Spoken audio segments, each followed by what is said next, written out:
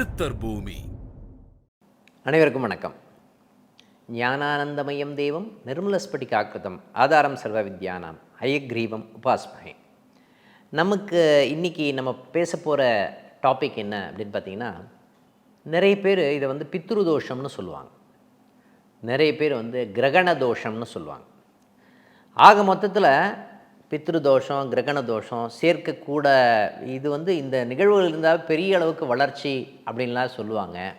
ஆனால் இந்த நிகழ்வுகள்லாம் இருக்கும்போது ஒரு லெவலுக்கு மேலே வளர்ச்சி இருக்குமா, இந்த இணைவு இருக்கும்போது ஒரு லெவலுக்கு மேலே வளர்ச்சி இருக்குமானா இருக்காது. நம்ம இன்றைக்கி பேச போகிற காம்பினேஷன் என்ன அப்படின்னா, சூரியனும் கேத்துவும் இணைந்தான், சூரிய பகவானும் கேத்து பகவானும் இணைவு இருக்குது ஜாதகத்தில் அப்படின்னு வச்சுக்கோங்க. இந்த இணைவு என்ன செய்யும் அப்படின்ற விஷயத்த பேசுவோம். இப்போ ஒவ்வொரு லக்னங்களுக்கும் இந்த இணைவு மாறுமானா மாறும். ஒரே சூரியன் கேத்து அப்படின்னு சொன்னால் பித்ரு தோஷம்னு சொல்லிடுவாங்க, சில பேர் கிரகண தோஷம்னு சொல்லிடுவாங்க, சில பேர் அரசாங்கத்தில் உயர் பதவி கிடைக்கும்னு சொல்லிடுவாங்க. ஓகேங்களா? இந்த நிகழ்வு எதை சுட்டி காட்டும் அப்படின்ற ஒரு விஷயத்தை பற்றி தான் நம்ம பேச போகிறோம். முக்கியமாக இந்த பித்ரு தோஷம்னு சொல்லப்படுகின்ற விஷயமாக இருந்தாலும் சரி, கிரகண தோஷம்னு சொல்லப்படுகின்ற விஷயமாக எல்லாமே சொல்லுவாங்க. பட் என்னென்னா, என்ன நிகழ்வு நடக்கும் அப்படின்ற விஷயத்தை இப்போ தெளிவாக பார்க்க போகிறோம். ஓகேங்களா? ஒரு லக்னங்களுக்கும் உதாரணத்தோடு நம்ம பார்க்க போகிறோம்.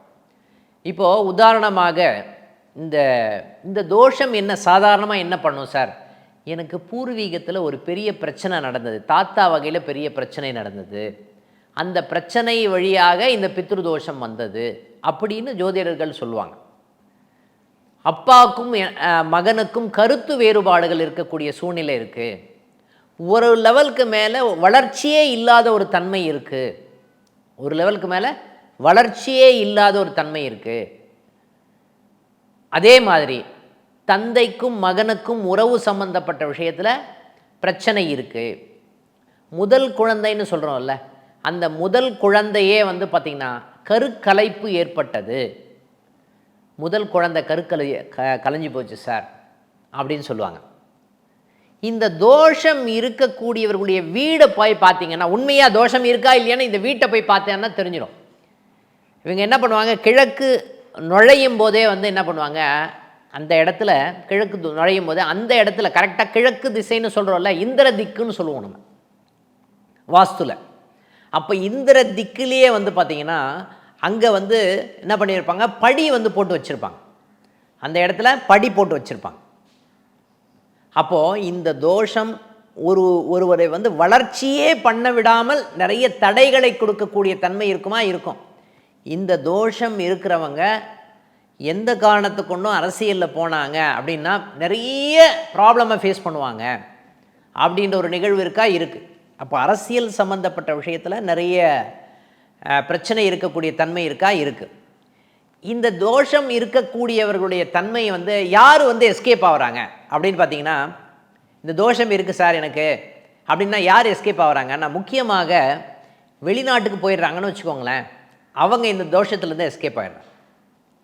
சூரியன் கேத்து இணைவு இருந்து அவங்க ஒருத்தர் வெளிநாட்டில் போய் செட்டில் ஆனார்னு வச்சுக்கோங்களேன், இந்த தோஷத்திலிருந்து விலகிடுறாங்கன்னு சொல்லலாம்.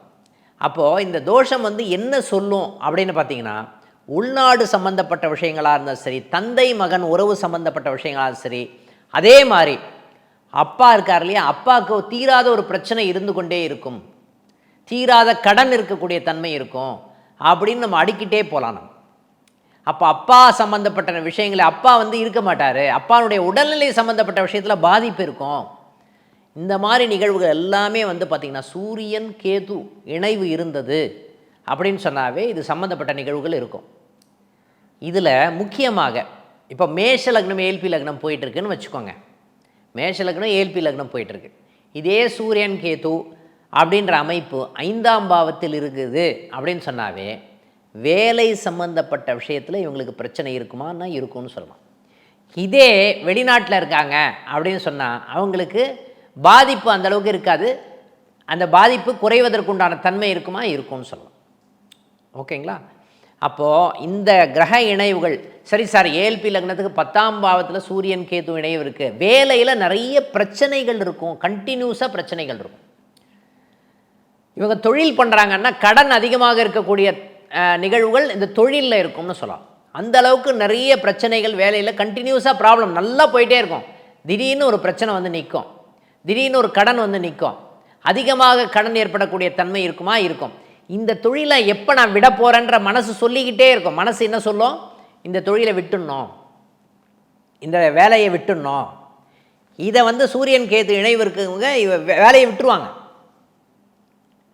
ஓகேங்களா? இப்போ மேஷ லக்னம் ஏபி லக்னம் இவங்க என்ன பண்ணுவாங்கன்னு பார்த்தீங்கன்னா திடீர்னு இந்த வேலையை விட்டுருவாங்க. இந்த மாதிரி நிகழ்வுகள் இருக்கக்கூடிய தன்மை இருக்கா? இருக்குது. ஓகேங்களா?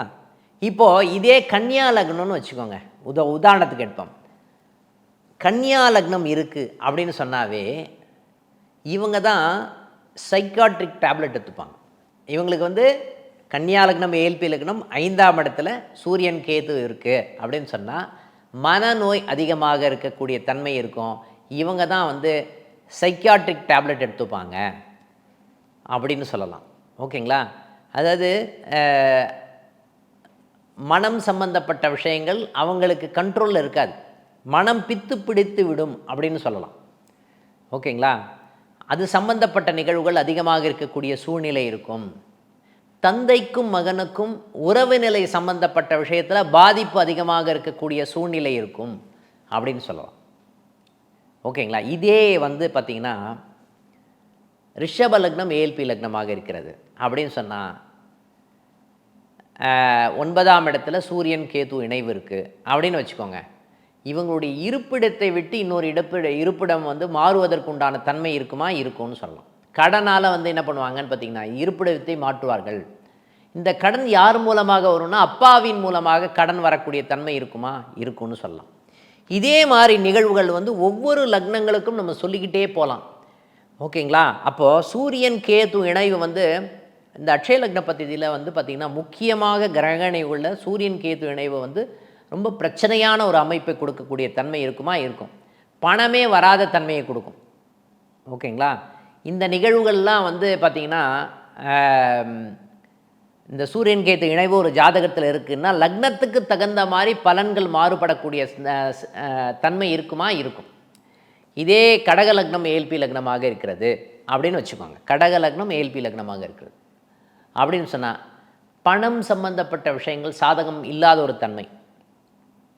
ஓகேங்களா? பணம் சம்பந்தப்பட்ட சூழ்நிலையின் காரணமாகவே, நண்பர்கள் காரணமாகவே பணம் சம்பந்தப்பட்ட கடன் இருக்கக்கூடிய தன்மை இருக்கும். ஏன்னா எவ்வளோ சம்பாரித்தாலும் விடியில்லை அப்படின்னு சொல்லுவாங்க. பணம் சம்பந்தப்பட்ட விஷயங்கள் தடை ஏற்படக்கூடிய தன்மை இருக்குமா? இருக்கும். ஒரு ஃப்ரெண்டு வந்து கேட்பார், இவங்க என்ன பண்ணுவாங்க, பணத்தை கொடுப்பாங்க, அதோட லாக் ஆகிடும் பணம். இது சம்பந்தப்பட்ட நிகழ்வுகள் இந்த காலகட்டத்தில் இருக்குமா? இருக்கும்னு சொல்லலாம். இதே மாதிரி ஒவ்வொரு லக்னங்களுக்கும் இந்த பலன் மாறுபடும் அப்படின்னு சொல்லலாம். ஆனால் ஒரே பலன் அப்படின்ற ஒரு நிகழ்வு அங்கே இல்லை. அப்போ ஒவ்வொரு லக்னங்களுக்கும் சூரியன் கேது இணைவு எங்கே இருக்கிறதோ அது சம்பந்தப்பட்ட விஷயத்தின் மூலமாக பிரச்சனைகள் இருக்குமா? கண்டிப்பாக இருக்கும் அப்படின்னு சொன்னால் மிகையாகாது. அடுத்த நிகழ்வில் சந்திப்போம். நன்றி, வணக்கம். சித்தர் பூமி.